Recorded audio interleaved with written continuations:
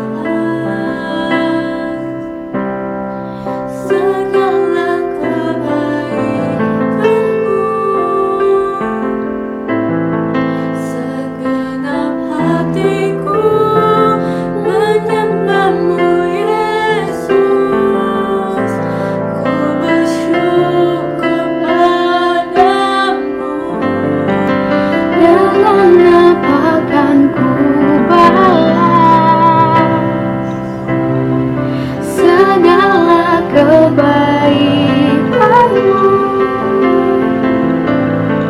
Segenap hatiku menyembah-Mu, Yesus. Ku bersyukur padamu. Dengan apa kan ku balas segala kebaikan-Mu? Segenap hatiku menyembah-Mu, Yesus. Ku bersyukur padamu selamanya.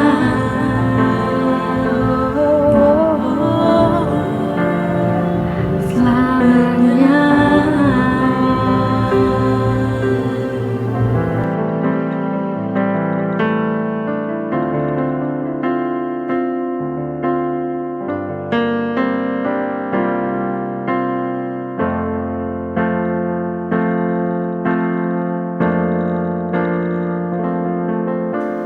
Kuasa-Mu nyata di dalam kelemahanku, kekuatan-Mu menopang seluruh hidupku. Dari mana datang pertolonganku? Hanya Yesus pertolonganku. Engkaulah sumber kekuatan hatiku, tempat persembunyianku.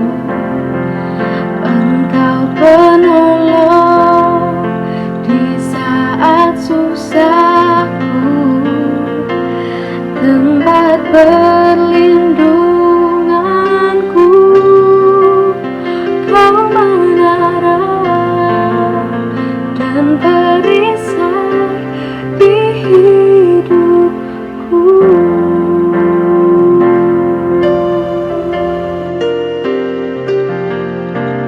Kuasa-Mu nyata di dalam kelemahanku, kekuatan-Mu menopang seluruh hidupku. Dari mana datang pertolonganku? Hanya Yesus pertolonganku. Engkaulah sumber kekuatan hatiku, tempat persembunyianku. Engkau penolong di saat susahku, tempat perlindunganku. Kau mengarah dan perisai di hidupku.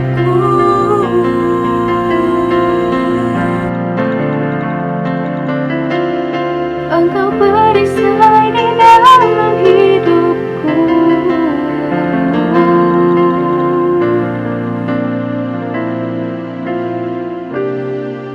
Dan saatnya kita akan memberikan persembahan. Persembahan dapat teman-teman berikan melalui transfer ke rekening bank berikut ini, atau melalui aplikasi pembayaran berikut ini. Kita memberikan persembahan adalah salah satu tanda kita mengasihi Tuhan, dan karena terlebih lagi Tuhan Yesus sudah mengasihi kita terlebih dahulu. Sebelum memberikan persembahan, kita akan bersatu dalam doa terlebih dahulu, dan akan diikuti dengan doa syafaat. Mari kita bersatu dalam doa. Mari kita bersatu di dalam doa. Bapa yang baik, Bapa yang kami sembah dalam nama Tuhan Yesus Kristus. Tuhan, sebentar lagi kami ingin memberikan persembahan. Kiranya Kau memberkati persembahan ini supaya bermanfaat bagi generasi untuk memuliakan nama-Mu, Tuhan. Tuhan, Kau berkati juga tangan-tangan yang memberi, Kau berkati keluarganya, Kau berkati segala lingkungan sekitarnya, Tuhan Yesus. Kau berkati, Kau lindungi Tuhan Yesus dari segala penyakit bahaya, Tuhan Yesus. Dalam nama Tuhan Yesus kami berdoa dan mengucap syukur. Haleluya. Amin. Tuhan, aku mau berdoa Tuhan buat keluarga kami ya Tuhan, mama papa kami Tuhan, agar mereka sehat selalu, diberikan umur yang panjang, murah rezeki. Dan Tuhan, kami juga mau berdoa Tuhan buat kakak-kakak kami, adik-adik kami Tuhan. Dan kami juga mau berdoa buat nenek, kakek, oma, opa, dan opung kami Tuhan. Semuanya Tuhan, kami ingin berdoa Tuhan buat keluarga kami Tuhan, agar keluarga kami selalu sehat dan selalu dalam lindungan-Mu Tuhan.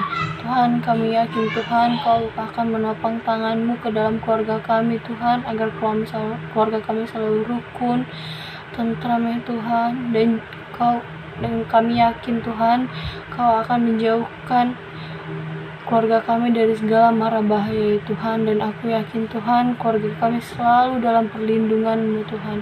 Tuhan, aku serahkan keluargaku ke dalam tangan-Mu Tuhan. Tuhan, aku yakin dan percaya kepada-Mu Tuhan, Kau selalu melindungi dan menyertai keluarga kami Tuhan.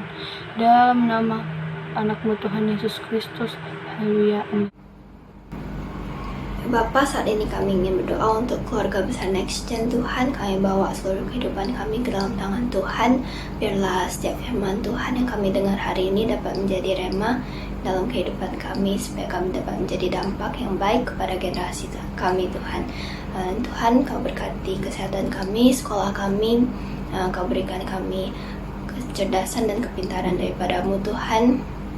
Dan roh takut akan Tuhan selalu ada bersama kami sepanjang hidup kami Tuhan.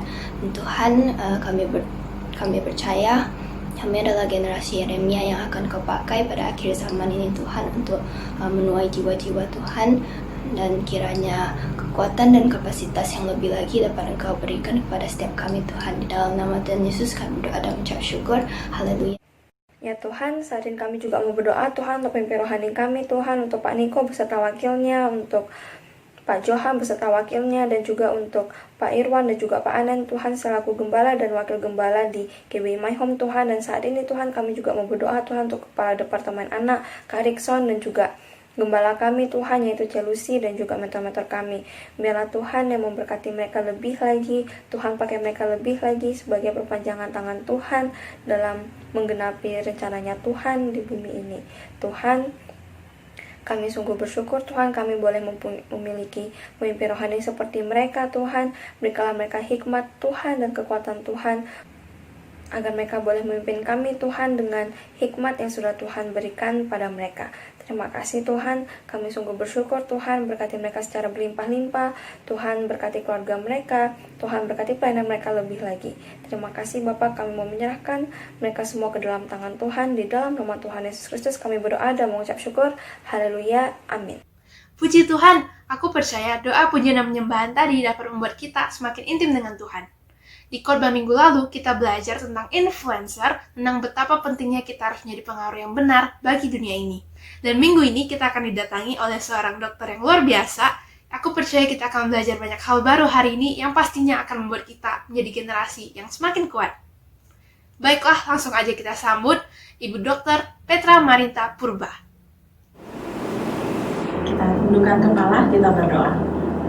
Bapa di surga, terima kasih Tuhan Yesus karena kebaikan Tuhan, penyertaan Tuhan, kasih setia Tuhan untuk hamba-Mu, untuk anak-anak kami Bapa yang saat ini ada di rumah Tuhan. Kiranya Tuhan memberkati lewat ibadah online ini. Terima kasih Bapa, terima kasih Yesus. Kami mau duduk diam mendengarkan firman Tuhan. Terpujilah nama-Mu, haleluya, amin. Shalom semuanya. Apa kabar adik-adik? Gimana semuanya pada saat ini sedang menikmati ibadah tentunya? Yuk, perkenalkan, pasti saya PDP Petra. Saya pelayan di pendeta di GBI My Home. Dan hari ini saya akan membagikan tentang mengelola waktu. Ada satu harusnya hari kalau waktunya panjang, saya mau bagikan satu video motivasi.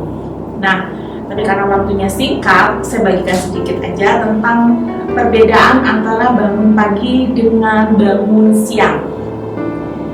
Banyak orang, kebanyakan anak-anak sekarang, orang-orang sekarang punya kebiasaan seperti ini. Tidurnya larut, bangunnya kesiangan. Jarang sekali anak-anak bisa bangun pagi karena kalau pagi itu masih ngantuk, jadi susah dibanguni, susah bangun sendiri. Nah, ternyata menurut penelitian, bangun pagi itu jauh lebih sehat daripada bangun siang. Karena bangun pagi akan menjernihkan otak kita, akan membuat semangat yang lebih berbeda daripada bangun siang. Sehingga kita bangun pagi itu, kita akan lebih bersemangat, otak kita lebih jernih dibandingkan dengan orang-orang yang punya kebiasaan bangunnya terlalu siang. Nah, itu tentang sedikit perbedaan bangun pagi dan bangun siang. Ini akan berkaitan dengan cara adik-adik mengelola waktu. Kenapa adik-adik teen ini penting untuk belajar mengelola waktu? Karena masa depanmu itu akan ditentukan mulai sekarang sampai 5, 10, bahkan 20 tahun yang akan datang. Kesuksesanmu itu, keberhasilanmu itu, bagaimana pribadimu terbentuk, karaktermu terbentuk itu akan dipengaruhi mulai sekarang. Bahkan dalam caramu mengelola waktu. Jadi, waktu itu adalah uang. Itu filosofi ya. Waktu itu adalah uang, jadi jangan sia-siakan waktu yang ada, karena waktu itu tidak bisa kembali dan mesin waktu itu nggak ada. Kalau di beberapa film superhero ya, ada mesin waktu di mana pahlawannya bisa kembali ke masa lalu, terus dia bisa masuk ke masa kapanpun dia mau. Itu nggak ada. Mesin waktu itu hanya rekayasa. Jadi kita nggak bisa kembali ke masa lalu kita nggak bisa masuk ke masa depan kita, tapi kita harus melalui waktu-waktu yang ada. Kita buka Mazmur 90. Mazmur 90 ini adalah tentang doa Musa. Doa Musa itu gambaran dari Keluaran 15 sebagai doa Musa pada saat Musa membawa bangsa Israel keluar dari tanah Mesir dan mereka terombang-ambing di padang pasir. Mereka nggak tahu bagaimana dan kapan mereka akan sampai di tanah perjanjian. Saya bacakan Mazmur 90. Doa Musa abdi Allah. Tuhan, Engkaulah tempat perteduhan kami turun-temurun. Sebelum gunung-gunung dilahirkan dan bumi dan dunia diperanakan, bahkan dari selama-lamanya sampai selama-lamanya Engkaulah Allah.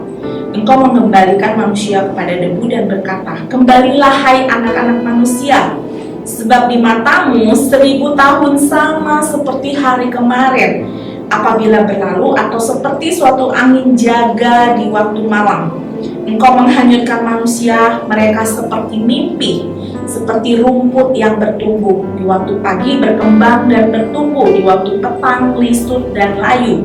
Sungguh, kami habis lenyap karena murka-Mu, dan karena kehangatan amarah-Mu kami terkejut. Engkau menaruh kesalahan kami di hadapan-Mu, dan dosa kami yang tersembunyi dalam cahaya wajah-Mu. Sungguh, segala hari kami berlalu karena gemas-Mu. Kami menghabiskan tahun-tahun kami seperti keluh. Masa hidup kami 70 tahun, dan jika kami kuat 80 tahun. Dan kebanggaannya adalah kesukaran dan penderitaan. Sebabnya berlalunya berburu-buru, dan kami melayang lenyap. Siapakah yang mengenal kekuatan murka-Mu dan takut kepada gemas-Mu? Ajarlah kami menghitung hari-hari kami sedemikian, hingga kami beroleh hati yang bijaksana. Kembalilah ya Tuhan, berapa lama lagi, dan sayangilah hamba-hamba-Mu ini. Kenyangkanlah kami di waktu pagi dengan kasih setia-Mu, supaya kami bersorak-sorai dan bersuka cita semasa hari-hari kami. Buatlah kami bersuka cita, seimbang dengan hari-hari Engkau menindas kami, seimbang dengan tahun-tahun kami mengalami celaka.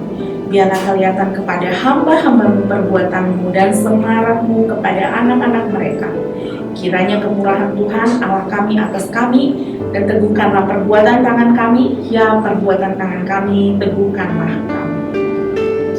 Jadi ini sebagai ungkapan perasaan Musa yang membawa bangsa Israel yang keluar dari tanah Mesir, supaya Tuhan boleh memperhatikan mereka karena segala kesalahan pemberontakan yang mereka lakukan, sehingga mereka banyak yang mati, bahkan gak ada yang masuk ke tanah perjanjian. Itu karena hari-hari yang mereka isi ketika mereka dari Mesir sampai di padang gurun. Mereka selalu bersungut-sungut, mereka selalu berkelahi, mereka selalu menentang pemimpinnya, mereka bermusuhan dan lain sebagainya, sehingga hari-hari itu 40 tahun itu ternyata terjadi sia-sia. Akhirnya mereka semua mati di padang gurun. Itu karena hari-hari yang mereka lalui mereka tidak isi dengan bijaksana. Nah, jadi para remaja, kalau kalian tahu Allah sudah memberikan waktu 24 jam kepada kita, sama kepada setiap manusia. Tuhan sudah memberikan waktu 24 jam. Berarti tanggung jawab kita, apalagi kita sudah kenal Tuhan, apalagi kita sudah baca firman, apalagi kita sudah berhari-hari kita mendengarkan khotbah, ada kul, ada saat teduh dan lain sebagainya. Berarti hari-hari yang ada kita harus manfaatkan dengan baik dan benar, seperti memiliki hikmat yang berasal dari Tuhan. Jangan sampai hari-hari yang kita jalani, hari-hari yang ada pada kita itu berlalu dengan sia-sia. Karena setelah kita baca tadi itu, hari-hari itu berlalu terlalu cepat dan gak bisa kembali. Jadi jangan sia-siakan hari-hari yang ada. Nah, menurut survei, apa sih yang dilakukan oleh anak-anak remaja untuk menghabiskan waktunya? Kegiatan apa yang paling banyak dilakukan anak-anak remaja? Ternyata di luar sana terlalu banyak anak-anak yang menjadi adiksi game online khususnya. Mereka terlalu terobsesi dengan yang namanya game online. Apalagi sekarang di masa pandemi COVID-19 ini, anak-anak tidak pergi ke sekolah, tidak bertemu dengan teman, tidak bertemu dengan guru, terus belajarnya pakai gadget. Mau nggak mau, pasti akan lebih banyak terlibat dengan gadget, dengan yang namanya program online. Nah, apa dampaknya? Dampaknya, anak-anak remaja itu cenderung menjadi orang-orang yang keras kepala, susah dibentuk, susah dikasih tahu, susah dinasehati, menjadi pemberontak, pembangkang, dan lain sebagainya. Nah, yang parahnya, mereka bukan cuma main game online, tapi mereka juga melihat situs-situs yang sebenarnya nggak perlu mereka lihat, seperti situs pornografi, situs-situs barang konsumtif, terus melihat iklan handphone terbaru, iklan fashion terbaru, iklan gaya hidup terbaru. Kemudian yang sekarang perlu diwaspadai juga, remaja adalah sasaran empuk untuk kaum LGBT. Kenapa? Karena remaja dianggap orang-orang yang bisa dicuci otaknya untuk menjadi LGBT. Nah, karena itu jangan heran kalau di dalam video sering ada, di dalam tayangan internet sering ada yang namanya TikTok, ada yang namanya tayangan ini, tayangan itu semua pakai gaya kebanci-bancian, laki-laki jadi perempuan ke maco-macoan dan lain sebagainya. Itu supaya apa? Supaya anak remaja bisa dicuci otaknya untuk memiliki gaya seperti mereka. Tanpa disadari, ada aura LGBT, ada aura penyimpangan seksual pada diri anak remaja. Jadi, menurut survei juga, kalau selama pandemi ini, selama belajar online, banyak anak remaja yang akhirnya jatuh ke dalam LGBT tadi, memiliki gaya hidup menjadi LGBT, lesbian, gay, biseksual, dan transgender. Mereka awal dari melihat-lihat, mencoba-coba, terus mereka akhirnya mau menjajakan dirinya menjadi korban, dan akhirnya mereka sulit untuk melepaskan diri. Nah, itu semuanya jerat iblis, jerat setan untuk menghancurkan generasi muda, untuk membuat mereka tersesat, mereka terhilang, dan mereka menjadi generasi yang sia-sia, dan akhirnya mereka menjadi generasi yang dihancurkan oleh iblis. Nah, sekarang pertanyaannya kepada adik-adik semua, mau nggak kita dihancurkan oleh yang namanya iblis, oleh yang namanya setan, oleh yang namanya segala sesuatu yang berbau penyelewengan, dosa, dan segalanya yang dijanjikan di gadget ini? Atau maukah kita mempergunakan apa yang disediakan oleh Tuhan melalui orang tua kita untuk mempergunakan ini dengan sebaik mungkin? Ada banyak hal menarik juga. Ada pengetahuan, ada wawasan, ada begitu banyak hal-hal eksplorasi, bahkan hal-hal yang menambah ilmu pengetahuan, IQ, dan lain sebagainya yang bisa kita dapatkan melalui gadget ini. Jadi kenapa kita harus sama? Kenapa para remaja harus sama dengan orang-orang di luar sana? Kenapa harus mengikuti gaya mereka? Bukankah engkau anak-anak Tuhan yang harus bangga dengan identitasmu? Karena itu, makanya di dalam Mazmur 50 dikatakan, waktu-waktu itu harus dipergunakan sebijaksana mungkin, semaksimal mungkin.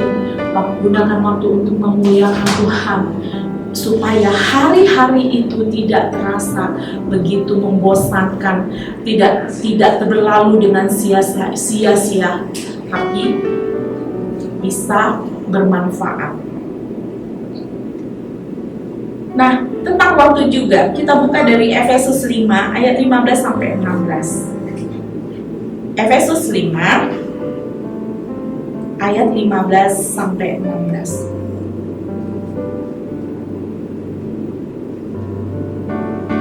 Efesus 5 ayat 15.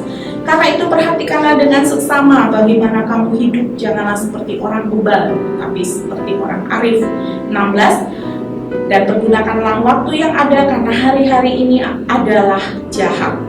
Jadi hiduplah sebagai remaja yang arif. Jangan seperti remaja yang bebal, yang pakai narkoba, seks bebas, dan lain sebagainya. Itu nggak perlu, nggak penting untuk dipelajari, apalagi untuk dinikmati, apalagi untuk menjadi gaya hidupmu. Itu sama sekali tidak penting, karena yang lebih penting adalah melakukan kebenaran firman Tuhan. Kemudian Kolose 4 ayat 5. Kolose 4 ayat 5, demikian, hiduplah dengan penuh hikmat terhadap orang-orang luar, pergunakanlah waktu yang ada. Nah, hiduplah hikmat dengan orang-orang di luar sana. Berarti kau sebagai remaja yang sudah kenal Tuhan, kau harus jadi garam dan terang. Kau harus jadi contoh untuk teman-temanmu. Bukan kau yang digarami, bukan kau yang diterangi, tapi kau yang harus menjadi garam dan terang. Harus menjadi contoh lewat cara berpakaianmu, lewat perkataanmu, lewat senyumanmu, lewat gaya hidupmu. Kau harus jadi contoh. Nah, karena itu waktu yang ada, daripada harus dibuang-buang, kita harus bisa mengelola waktu yang ada. Bagaimana caranya mengelola waktu yang ada? Yang pertama, harus ada perencanaan dulu. Nah, bikin schedule. Kalau belum terbiasa untuk menyimpan memori di otak supaya kita punya schedule yang tepat, bikin schedule. Bikin di handphone atau di catatan harian. Hari ini aku harus melakukan apa-apa saja, mulai dari jam segini terus sampai malam. Kemudian tentukan prioritas. Prioritas apa yang harus kau punya dalam hidupmu? Yang pertama tentunya prioritas tentang hubunganmu dengan Allah. Jangan disuruh oleh orang tua dulu, baru baca Alkitab, baru berdoa. Begitu bangun pagi, naikkan syukur, puji Tuhan, baca Alkitab 5-10 menit, punya waktu intim dengan Tuhan. Serahkan hidupmu ke dalam tangan Tuhan. Kemudian prioritas kedua untuk diri sendiri. Diri sendiri, belajarlah mengatur diri sendiri. Mulai bangun pagi, misalnya kau olahraga. Kemudian kau bantu orang tua, papa, mamamu di rumah, membersihkan rumah, mengurus adik, dan lain sebagainya. Setelah itu, kalau waktu saatnya untuk belajarlah belajar, karena saat ini belajar online, belajarlah online. Kemudian makan, tidur, itu semua cobalah mengatur diri sendiri untuk punya waktu-waktu prioritas kedua. Prioritas ketiga, keluarga. Prioritas ketiga, keluarga, karena keluarga adalah bagian terpenting dalam hidupmu. Jadi, kau harus memiliki waktu untuk keluargamu. Saling memperhatikan, saling mendukung, saling mengasihi, saling membantu, itulah fungsi keluarga. Yang keempat, prioritas keempat, studi pekerjaan. Nah, dalam pekerjaan, dalam studi, apa yang harus engkau menjadi tuntunan untuk apa kau belajar, artinya mau di bidang mana nantinya jadi minat, yang mau jadi dicita-citakan, ya perlengkapilah itu studimu, studi apapun yang mendukung untuk mencapai cita-citamu, lakukan itu mulai dari saat ini. Yang kelima, pelayanan, ya berarti remaja harus bisa, para remaja harus bisa menempatkan segala sesuatunya seperti di tempatnya. Pelayanan bukan gak penting, tapi penting juga. Tapi di samping itu, kuatkan dulu dirimu, keluargamu, waktumu dengan Tuhan, studimu, dan lakukan pelayanan bukan dengan terpaksa, tapi karena lakukanlah pelayanan karena panggilanmu. Kemudian yang keenam, kegiatan sosial, olahraga, dan rekreasi. Nah, kegiatan sosial berarti harus ada pertemanan, harus ada grup, ikut organisasi, misalnya organisasi pramuka, atau misalnya ada organisasi fotografi bersama, hobi ya, karena hobi, organisasi karena senang menulis misalnya, dan lain sebagainya. Kemudian ada klub olahraga, klub sepak bola, klub voli, dan lain sebagainya. Ada rekreasi bersama keluarga, rekreasi bersama teman-teman. Jadi para remaja harus bisa mengelola waktu-waktu yang ada dengan skala prioritas.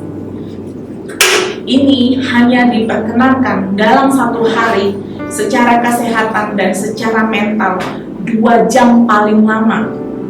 2 jam paling lama.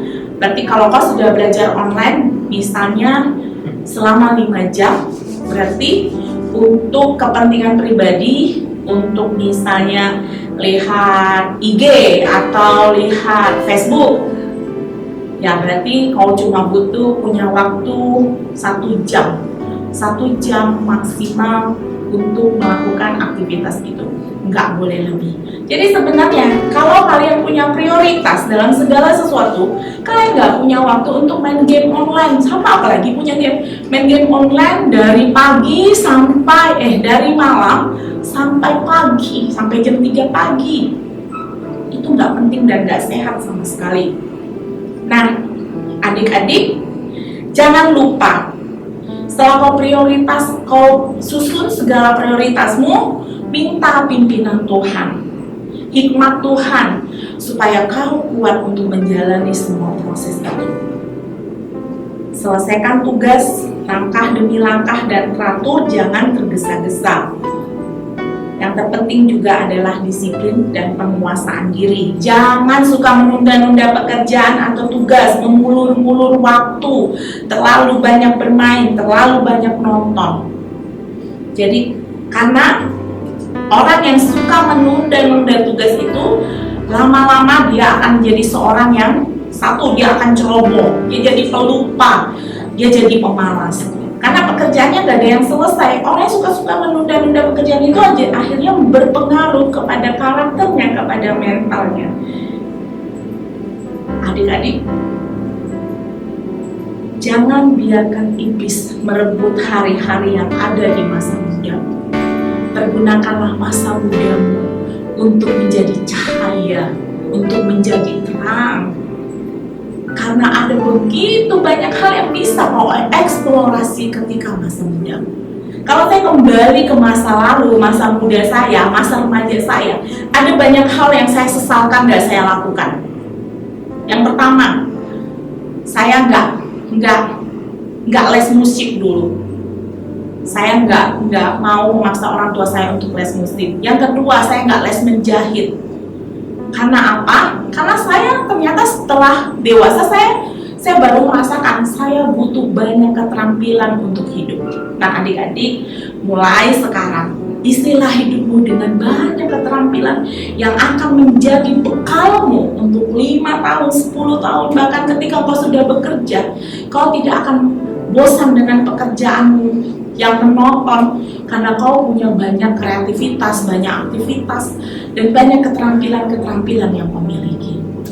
Mimpi saya kerinduan saya, doa saya sampai sekarang, saya rindu ada remaja-remaja yang dilahirkan di gereja, dari gereja bisa punya kekuatan, punya pengaruh sekali bermisal ya, orang-orang hebat di luar sana, menjadi orang-orang terpandang seperti Yusuf, seperti Musa, menjadi pemimpin yang besar karena negara ini butuh orang-orang yang hebat. Yuk kita tundukkan kepala. Saya mau mengajak adik-adik semua sekarang merenungkan hidupmu, menyerahkan hidupmu kepada Tuhan, supaya hari-hari ini engkau bisa mengatur waktumu dengan sebaik mungkin. Hari-hari ini engkau bisa mengelola waktumu dengan sebaik mungkin. Izinkan Tuhan campur tangan dalam hidupmu, agar waktu-waktu yang kau pergunakan adalah waktu-waktu yang terbaik untuk Tuhan. Tuhan rindu untuk melihatmu menjadi orang-orang yang taat, takut Tuhan, dan melakukan semua kebaikan untuk kemuliaan nama Tuhan. Terima kasih Tuhan Yesus, terima kasih Allah Bapa di surga, karena kau baik dan dahsyat. Berkati setiap anak-anak remaja, berkati mereka di masa pertumbuhan mereka, pengenalan mereka akan Tuhan. Biarlah takut akan Tuhan itu menjadi standar hidup mereka, sehingga ketika mereka menjadi bertumbuh besar, mereka melayani, mereka bekerja, belajar, dan apapun yang mereka lakukan itu menurut kehendak Tuhan. Hikmat, marifat, pengetahuan yang sungguh-sungguh mereka dapatkan dari Tuhan. Terima kasih Tuhan Yesus untuk pagi hari ini kami mengucap syukur untuk kebaikan Tuhan. Terima kasih Bapa, terima kasih Yesus. Haleluya, haleluya. Terpujilah namamu yang hebat dan luar biasa itu. Kami bersyukur dan berdoa. Haleluya, amin.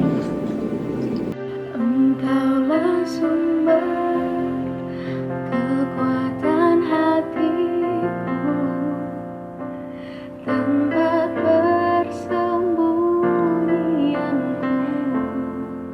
Engkau penolong di saat susahku, tempat perlindunganku. Kau menara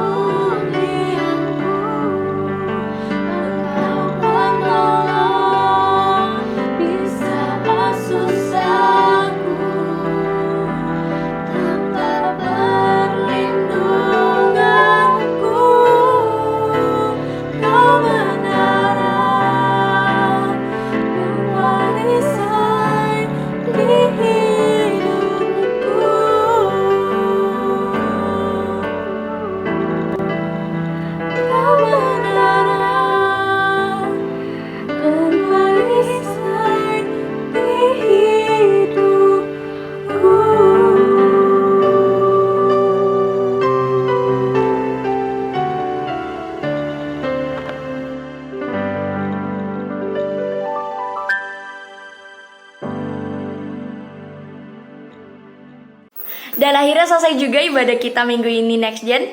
Nah, kita hanya perlu sisakan waktu sekitaran 1 jam aja, karena apalagi ibadah itu penting banget ya. Nah, aku percaya melalui ibadah hari ini kita semakin dikuatkan. Nah, ayo Next Gen, minggu depan kita ibadah bareng lagi, dan sampai ketemu minggu depan ya. Happy Sunday, Tuhan Yesus memberkati.